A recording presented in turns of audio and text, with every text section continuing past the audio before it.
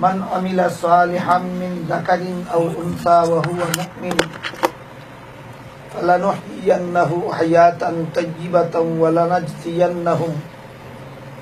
ولنجزينهم أجرهم بأحسن ما كانوا يعملون।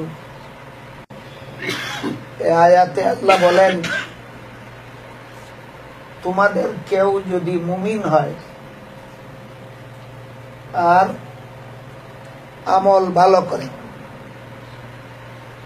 এই দুইটা শর্ত বলেছেন এই আয়াতে, যদি মুমিন হয় আর আমল ভালো করে। অন্য আয়াতে এর সাথে আরো দুটি শর্ত যুক্ত করেছেন, সেগুলি হলো আমলগুলি যদি সহি নিয়তে করে এবং রাসূল করিম সাল্লাল্লাহু আলাইহি ওয়াসাল্লামের তরিকা মতে করে, তাহলে সর্বমোট 4টা শর্ত হল।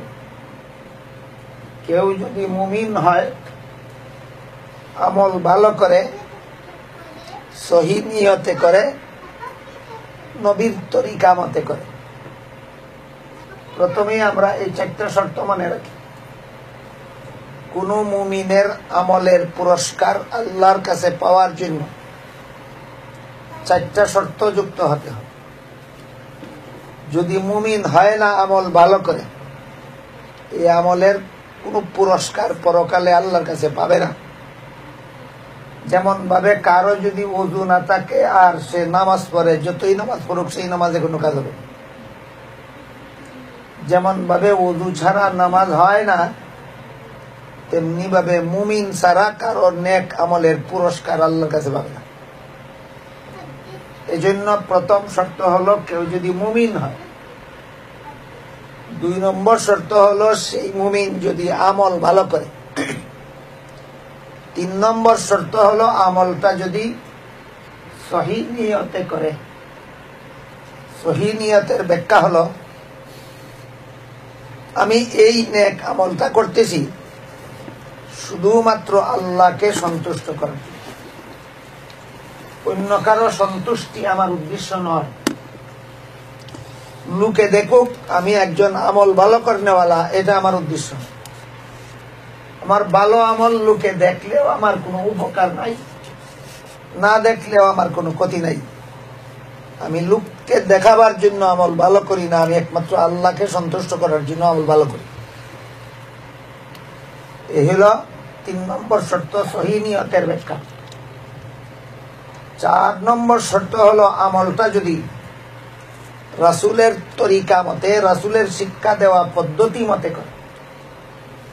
অনেক মানুষ এমনও পাওয়া যায় যারা মুমিন আছে, আমল ভালো করে, আল্লাহকে খুশি করার উদ্দেশ্যেই করে, সহি নিয়ত, কিন্তু নবীর তরিকা মতে করে না, মন গড়া মতে করে। এটার কোনো পুরস্কার আল্লাহর কাছে পাবে না। তাহলে আল্লাহর কাছে পুরস্কার পাওয়ার জন্য শর্ত হলো 4টা। মুমিন হতে হবে, আমল ভালো করতে হবে, সহি নিয়তে করতে হবে, রাসূলের তরিকা মতে করতে হবে। এই 4টা শর্ত না জানার কারণে বর্তমান দুনিয়াতে বহু মানুষ বহু ভালো কাজ করে আল্লাহর কাছে পুরস্কার পাওয়ার আশায়, কিন্তু পাবে না। মুমিন না হয়ে ভালো কাজ করলে আল্লাহর কাছে পুরস্কার পাবে না। মুমিন হয়েও যদি আমল ভালো করে না, খারাপ কাজ করে, তার শাস্তি পাবে আল্লাহর কাছে। আমল ভালো করা সত্ত্বেও যদি সহি নিয়ত না হয়, আল্লাহর কাছে পুরস্কার পাবে না। নিয়ত সহি হওয়া সত্ত্বেও যদি কাজটা নবীর তরিকা মতে না করে, মন গড়া মতে করে, তাও আল্লাহর কাছে পুরস্কার পাবে না। আমার কথা বুঝে থাকলে আপনারা একটু দয়া করে বলুন তো, আল্লাহর কাছে পুরস্কার পাওয়ার জন্য শর্ত কতটা? মুমিন হওয়া, আমল ভালো করা, সহি নিয়তে করা, নবীর তরিকা মতে করা। শর্ত 4টা যেন আমরা কোনোদিন ভুলে না যাই। একটা শর্ত যদি ভুলে যাই, সারা জীবনের কোনো আমলের পুরস্কার আল্লাহর কাছে পাবো না। আল্লাহর কাছে পুরস্কার পেতে হলে শর্ত 4টা স্মরণ রাখতে হবে, পালনও করতে হবে। মুমিন থাকতে হবে, আমল ভালো করতে হবে, সহি নিয়তে করতে হবে, নবীর তরিকা মতে করতে হবে। তো আল্লাহ বলেন, মান আমিলা সালিহাম মিন যাকারিন আও উনসা ওয়া হুয়া মুমিনুন, কোন মানুষ যদি মুমিন হয় আর আমল ভালো করে, সহি নিয়তে করে, নবীর তরিকা মতে করে, তাহলে সেই মানুষটা মিন যাকারিন আও উনসা, পুরুষ হোক অথবা নারী হোক, এই চার কাজ করেনেওয়ালা লোকটা পুরুষ হোক অথবা নারী হোক, আমি আল্লাহ তাকে ফালানুহইয়ান্নাহু হায়াতান তাইয়্যিবাহ, পবিত্র জীবন দান করব। চার কাজ করেনেওয়ালা লোকটা পুরুষ হোক অথবা নারী হোক, আমি তাকে পবিত্র জীবন দান করব। পবিত্র জীবনের দুই ব্যাখ্যা। এক ব্যাখ্যা হলো দুনিয়াতে পবিত্র জীবন, আর এক ব্যাখ্যা হলো আখেরাতে পবিত্র জীবন। পবিত্র জীবনের দুই ব্যাখ্যা। চার শর্ত পালনকারী পুরুষ নারীকে আল্লাহ পবিত্র জীবন দান করার ওয়াদা করেছেন। চার কাজ যারা করবে এরা পুরুষ হলেও এদেরকে আমি পবিত্র জীবন দান করব, নারী হলেও এদেরকে পবিত্র জীবন দান করব। পবিত্র জীবন দুই রকম, একটা দুনিয়াতে পবিত্র জীবন আর একটা আখেরাতে পবিত্র জীবন। দুনিয়াতে পবিত্র জীবন বলতে আল্লাহ কি বুঝালেন? দুনিয়াতে পবিত্র জীবন বলতে আল্লাহ বুঝাইলেন, এই চার কাজ যে সমস্ত নারী পুরুষে করবে, এরা যদি দুনিয়াতে অভাবগ্রস্ত হয়, এরা যদি দুনিয়াতে রোগে আক্রান্ত হয়, এরা যদি দুনিয়াতে বিপদগ্রস্ত হয়, এরা যদি দুনিয়াতে শত্রুদের হামলায়ও আক্রান্ত হয়, যত রকমের অভাবগ্রস্ত হোক, যত রকমের বিপদগ্রস্ত হোক, যত রকমের রোগে আক্রান্ত হোক, যত রকমের শত্রু কবলিত হোক, এতে এদের অন্তর হতাশ হবে না। আমি আল্লাহ এদের অন্তরকে সান্ত্বনায় ভরপুর করে রাখব। দুনিয়ার পবিত্র জীবন এটা আর কোনো পদ্ধতি নাই। রোগে আক্রান্ত হওয়া সত্ত্বেও মনের মধ্যে হতাশা নাই, মন শান্তিতে ভরা। অভাবগ্রস্ত হওয়া সত্ত্বেও মনে অশান্তি নাই, মন শান্তিতে ভরা। বিপদগ্রস্ত হওয়া সত্ত্বেও মনে অশান্তি নাই, মন শান্তিতে ভরপুর। এটা আল্লাহর দেওয়া এক নিয়ামত। এটা লক্ষ কোটি টাকা খরচ করেও অর্জন করা যায় না, এটা রাজা মহারাজার ক্ষমতা প্রয়োগ করে অর্জন করা যায় না, একমাত্র এই চার কাজ করার মাধ্যমে অর্জন করা যায়। এই হলো দুনিয়াতে পবিত্র জীবনের ব্যাখ্যা। কারো যদি বিশ্বাস না হয়, আজকের থেকে আপনি চার কাজ করে দেখুন। আল্লাহ ওয়াদা করেছেন আপনাকে দুনিয়াতে একটা শান্তশিষ্ট অন্তর দান করবে, যে অন্তর কোনো সময় দুনিয়ার কোনো ঝামেলার কারণে হতাশ হবে না, হতাশায় ভেঙ্গে পড়বে না। তার অন্তর আশায় ভরপুর থাকবে। কিসের আশা? আমি যে অভাবগ্রস্ত হলাম, এজন্য আল্লাহ আমাকে আখেরাতে বিরাট পুরস্কার দান করবে। আমি যে রোগে আক্রান্ত হলাম, এজন্য আল্লাহ আমাকে বিরাট পুরস্কার দান করবে। আমি যে বিপদগ্রস্ত হলাম, এজন্য আল্লাহ আমাকে বিরাট পুরস্কার দান করবে। ওই যে আখেরাতে বিরাট পুরস্কারের ঘোষণা, এই ঘোষণায় তার অন্তর থাকবে সান্ত্বনায় ভরপুর। দুনিয়ার অভাবকে সে অভাবই মনে করবে, কোন রোগকে সে রোগেই মনে করবে না, কোন রকমের বিপদকে সে বিপদেই মনে করবে না। আল্লাহ যে ঘোষণা দিচ্ছেন, পরকালে আমি তোমাকে পুরস্কৃত করব, পরকালীন পুরস্কারের আশায় তার অন্তরে কখনো হতাশা ঢুকতেই পারবে না। এই চার শর্ত পালনের বরকতে গেল দুনিয়াতে পবিত্র জীবনের ব্যাখ্যা। আরেকটা পবিত্র জীবন হলো পরকালে পবিত্র জীবন। পরকালে পবিত্র জীবন বলতে আল্লাহ কি বুঝালেন? পরকালে পবিত্র জীবন বলতে আল্লাহ বুঝালেন জান্নাতি জীবন। দুনিয়ার অভাবও ক্ষণস্থায়ী, দুনিয়ার রোগও ক্ষণস্থায়ী, দুনিয়ার বিপদও ক্ষণস্থায়ী, কিন্তু পরকালের জান্নাত চিরস্থায়ী। এই একই যার অন্তরে বদ্ধমূল থাকবে যে পরকালে আল্লাহ আমাকে চিরস্থায়ী জান্নাত দিবেন ওয়াদা করেছেন, সেই ব্যক্তি ক্ষণস্থায়ী অভাবে হতাশ হবে। চিরস্থায়ী জান্নাতের ইয়াকিন যার অন্তরে থাকবে, সে ক্ষণস্থায়ী রোগে সুখে হতাশাগ্রস্ত হবে না। চিরস্থায়ী জান্নাতের ইয়াকিন তার যার অন্তরে বদ্ধমূল থাকবে, সে ক্ষণস্থায়ী বিপদে কোনো সময় ভেঙ্গে পড়বে না। এটা হলো পরকালীন জীবনের পরকালের পবিত্র জীবন। আল্লাহ বলেন, কোন মানুষ যদি মুমিন হয়, আমল ভালো করে, সহি নিয়তে করে, নবীর তরিকা মতে করে, তাহলে আমি তাকে দুনিয়াতেও পবিত্র জীবন দান করব, আখিরাতেও পবিত্র জীবন দান করব। এই চার শর্তের কোন একটা শর্ত যাদের লঙ্ঘন হবে, এরা দুনিয়াতেও অভাবে পড়লেই হতাশায় ভেঙ্গে পড়বে, রোগে আক্রান্ত হলেই হতাশায় ভেঙ্গে পড়বে, এবং কোন রকমের বিপদে পড়লেই হতাশায় ভেঙ্গে পড়বে। কেন হতাশায় ভেঙ্গে পড়ে? কেন পবিত্র জীবন লাভ করতে পারেনি। পবিত্র জীবন লাভ করতে পারেনি কেন? হয়তো ইমানে গন্ডগোল আছে, না হয় আমলে গন্ডগোল আছে, না হয় সহি নিয়তে গন্ডগোল আছে, না হয় নবীর তরিকা পালনে গন্ডগোল আছে। এই কারণে দুনিয়াতে পবিত্র জীবন লাভ করতে পারেনি। এই জন্য দুনিয়াতে যে কোনো রকমের বিপর্যয়ে পড়লেই সে হতাশায় ভেঙে পড়ে, দুনিয়াতে পবিত্র জীবন পাবে। চার শর্তের কোন এক শর্ত যারা লঙ্ঘন করবে, তারা আখিরাতেও পবিত্র জীবন পাবে। জান্নাতি জীবন পাওয়া তাদের জন্য বহু কঠিন হবে। দীর্ঘদিন জাহান্নামের শাস্তি ভোগ করতে হবে। এরপরে যদি কোন রকমে ঈমান নিয়ে মরতে পারে, তারপরে তার জান্নাতে যাওয়ার প্রশ্ন আসতে পারে, কিন্তু এর আগে জাহান্নামের দীর্ঘদিনের কঠিন শাস্তি ভোগ করতে হবে। তাহলে পবিত্র জীবন পুরাপুরি ভাবে পরকালের জীবনেও পেল না, দুনিয়ার জীবনেও পেল না। কারণ চার শর্তের কোন এক শর্ত তার লঙ্ঘিত হয়েছিল, যে কারণে আল্লাহ তাকে পবিত্র জীবন দান করে গেল। আল্লাহ যে আয়াতে বলেছেন, তোমাদের কেউ যদি মুমিন হয় এবং আমল ভালো করে, সে পুরুষ হোক অথবা নারী হোক, আমি আল্লাহ তাকে পবিত্র জীবন দান করি। আর একটা পুরস্কার, ফালানুহইয়ান্নাহু হায়াতান তাইয়্যিবাতান।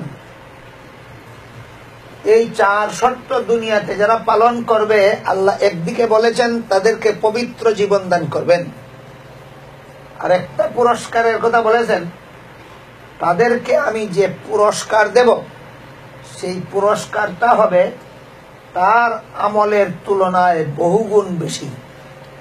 আমল হবে স্বল্প, পুরস্কার হবে বিশাল। কথাটা একটা সহজ উদাহরণের দ্বারা আমরা বুঝতে পারি। হাদিস শরীফে উল্লেখ আছে, রাসূল করিম সাল্লাল্লাহু আলাইহি ওয়াসাল্লাম বলেন, দুনিয়াতে এক ব্যক্তি একটা খেজুরের দানা আল্লাহর রাস্তায় দান করেছিল।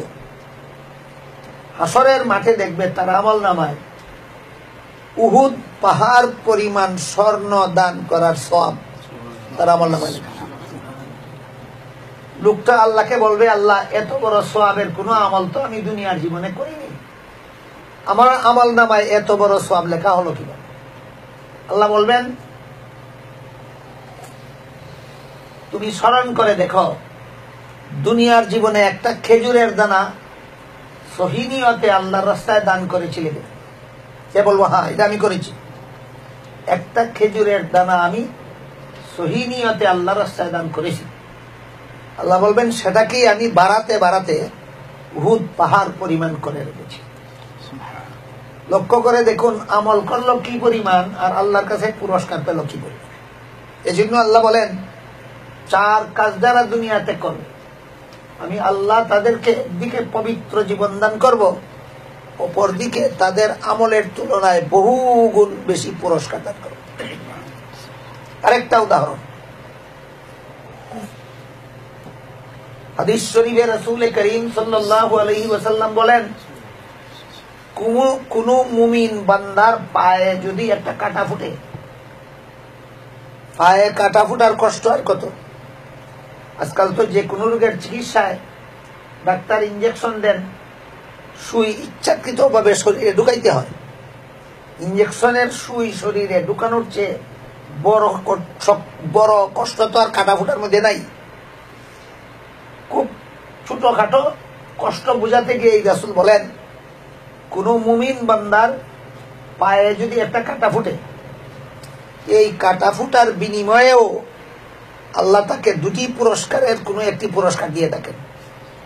কিন্তু শর্ত ওইগুলি থাকতে হবে, মুমিন হতে হবে, আমল ভালো করতে হবে, সহি নিয়তে করতে হবে, নবীর তরিকা মেনে করতে হবে। কাটা ফুটার কারণে যদি বলে হায় রে আমার কপাল, সহি নিয়ত রইল না। এই মুহূর্তে সহি নিয়ত কি হবে? এই মুহূর্তে সহি নিয়ত হবে এটা, কাটা ফুটার কারণে আমার যে কষ্টটা হইল, এর চেয়ে বহু বড় পুরস্কার আল্লাহ আমাকে দেবেন বলে ওয়াদা করেছেন। কাজে এতে আমার হতাশ হওয়ার কিছু না। এই মুহূর্তে যদি তার অন্তরের কাটা ঠিক রাখতে পারে, রাসূল বলেন তার পায়ের কাটা ফুটার বিনিময়ে আল্লাহ তাকে দুটি পুরস্কারের কোনো একটি পুরস্কার অবশ্যই দান করবে। এক নম্বর, এই কাটা ফুটার কষ্টের বিনিময়ে আল্লাহ তার কোনো না কোনো গুনাহ মাফ করে দেবে। দুই নম্বর, যেই মুহূর্তে কাটা ফুটলো পায়ে, সেই মুহূর্তে যদি তার কোনো গুনাহ না থাকে, মসজিদে আসছিল একজন আল্লাহওয়ালার সংস্রবে বসছিল, আল্লাহওয়ালাকে সাথে নিয়ে দোয়া করেছিল, দোয়ার মধ্যে আল্লাহর সাথে ওয়াদা করেছিল, আল্লাহ আমার জীবনের সব গুনাহ মাফ করে দিন, আমি আর জীবনে কোনোদিন গুনাহ করবো না। আল্লাহওয়ালার উসিলায় আল্লাহ তার জীবনে গুনাহ মাফ করে দিলে। মসজিদ থেকে বের হলো, বলুন গুনার বোঝা নিয়ে বের হলো না গুনামুক্ত হয়ে বের হলো? এমত অবস্থায় যে তার পায়ে কাটা ফুটলো, এর বিনিময়ে কি গুনাহ মাফ হবে? তার তো এখন আর কোনো গুনাহ নাই। এমন যদি হয়, তাহলে রাসূল বলেন আল্লাহ তাকে তার আমলের দ্বারা যে পরিমাণ পুরস্কার আল্লাহ জান্নাতে বরাদ্দ করেছিলেন, কাটা ফুটার বিনিময়ে তার পুরস্কার আরো অনেক বেড়ে যাবে। এই দুই পুরস্কারের কোন একটা পুরস্কার আল্লাহ তাকে দেবেনই। যে মুমিন বান্দা এই শর্তগুলি পালন করে, তাকে একটা পায়ে কাটা ফুটার বিনিময়ে হয়তো তার কোনো গুনাহ মাফ করে দেবেন, আর না হয় পরকালে তাকে এর চেয়ে বহু মর্যাদা, যে পরিমাণ পুরস্কারের যোগ্য ছিল তার চেয়ে অনেক গুণ বড় পুরস্কার দান করবে। আয়াতের ব্যাখ্যায় তাফসীরে লেখা আছে, এই মুহূর্তে যে আমার পায়ে কাটা ফুটলো, এর দ্বারা কি আমার গুনাহ মাফ হচ্ছে না আমার মর্যাদা বাড়ছে, কোনটা বুঝবো? লেখা আছে যে কাটা ফুটার কারণে মনে, যদি কাটা ফুটা একটা উদাহরণ, যে কোনো কষ্টের কারণে দুনিয়াতে যদি মনের মধ্যে অশান্তি অনুভব হয়, বুঝতে হবে এর দ্বারা গুনাহ মাফ হচ্ছে। আর দুনিয়ার কোনো কষ্টের কারণে মনের মধ্যে যদি কষ্টটা অনুভব না হয়, তাহলে বুঝতে হবে এর দ্বারা মর্যাদা বাড়ানো হচ্ছে। দুনিয়ার কোনো বিপদের দ্বারা যদি মনে কষ্ট অনুভব হয়, এর দ্বারা গুনাহ মাফ। আর দুনিয়ার কোনো বিপদের দ্বারা যদি মনে কষ্ট অনুভব না হয়, এটা প্রমাণ, এটা আলামত, এই কষ্ট দিয়ে আল্লাহ বান্দাকে আমলের দ্বারা যে পরিমাণ পুরস্কারের যোগ্য হয়েছিল তার চেয়ে বেশি পুরস্কার দিতে চান। সুতরাং দুনিয়াতে মুমিন বান্দা, এই চার শর্ত পালন করেনেওয়ালা মুমিন বান্দার যত কষ্ট আসুক সবগুলি আল্লাহর নিয়ামত। চার শর্ত পালনকারী বান্দার জীবনে দুনিয়াতে যত কষ্ট আসুক সবগুলি কষ্ট তার জন্য আল্লাহর নিয়ামত। এর দ্বারা হয়তো কোনো না কোনো গুনাহ মাফ হবে, আর না হয় মর্যাদা বেড়ে যাবে। আল্লাহ যে বললেন এই চার কাজ করেনেওয়ালা মানুষটা পুরুষ হোক অথবা নারী হোক, পুরুষ নারী ভিন্ন ভিন্ন ভাবে বললেন কেন? যেই লোকে ঈমান আনবে, কোন লোক যদি ঈমান আনে, লোক বলতে তো পুরুষ নারী উভয়কেই বুঝায়। কোন লোক বলতে পুরুষও বুঝায় নারীও বুঝায়, কিন্তু আল্লাহ পৃথক পৃথক ভাবে পুরুষ নারী উল্লেখ করে বলেছে। এই বলার কারণ আছে। কারণ হলো আল্লাহ পাক রব্বুল আলামিন পরকালীন পুরস্কারে, পরকালের জীবনে যে আল্লাহ বান্দাদের পুরস্কার দেবেন, সেখানে নারী পুরুষকে সমান সমান রেখেছে। পুরস্কার দেওয়ার বেলায় নারী পুরুষে আল্লাহ ব্যবধান করবেন না। সেই হিসাবেও পুরুষ হোক অথবা নারী হোক পৃথক পৃথকভাবে বলার দরকার ছিল না। যেই লোকেই 4 কাজ করবে সেই লোকেই আল্লাহর কাছে পুরস্কার পাবে, সেভাবে বললে চলত। কিন্তু দুনিয়ার জীবনে দায় দায়িত্ব পালনে আল্লাহ নারী পুরুষকে ব্যবধান করে দিয়েছে। পুরুষকে এমন কিছু যোগ্যতা দান করেছেন যেগুলি নারীকে দান করেননি। নারীকে এমন কিছু যোগ্যতা দান করেছেন যেগুলি পুরুষকে দান করেন। কাজেই পুরুষের যোগ্যতা অনুপাতে তাকে আলাদা দায়িত্ব দিয়েছে।